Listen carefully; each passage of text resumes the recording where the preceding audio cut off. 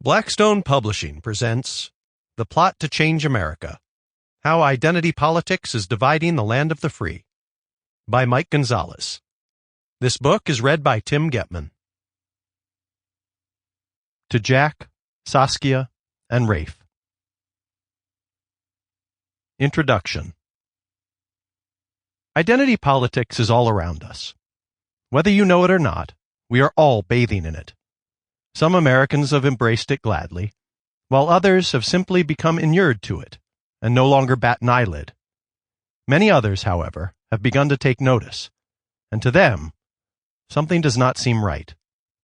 If you are one of the latter, you raise an eyebrow when the principal at your daughter's school repeats the incantation, "Diversity is our strength," and you hear that some subjects, even math, are taught differently, depending on a student's race.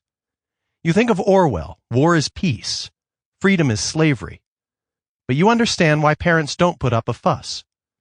Who wants to get on the wrong side of the principal by explaining to her that, in fact, we can observe in the laws of physics and in the social sciences that it is unity that forges strength?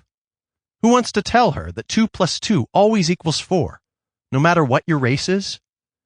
Likewise at the office, when the head of HR asks you to place a sign on your desk that reads, "I'm an ally," you stifle the urge to wisecrack.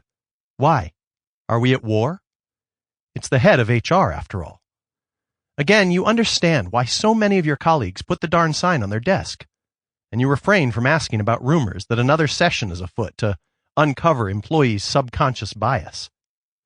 Back at home, when the talking head on TV spends the first 10 minutes of airtime discussing all the identity groups that the newly elected dog catcher belongs to, you want to snap back, "Who cares?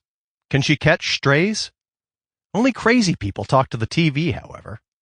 But you do talk back when the next news item is about a father who has lost custody of his 7-year-old son because he disagrees with his estranged wife, who wants the boy to transition into a girl.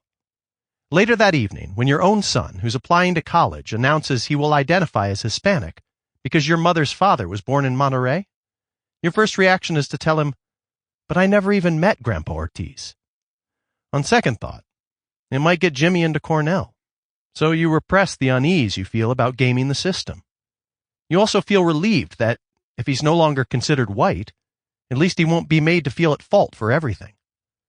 At the same time, it will sting your neighbor deeply when he finds out that his small company did not get the city contract. He couldn't produce a narrative of oppression, and someone else got the contract through a set-aside program. Sample complete. Ready to continue?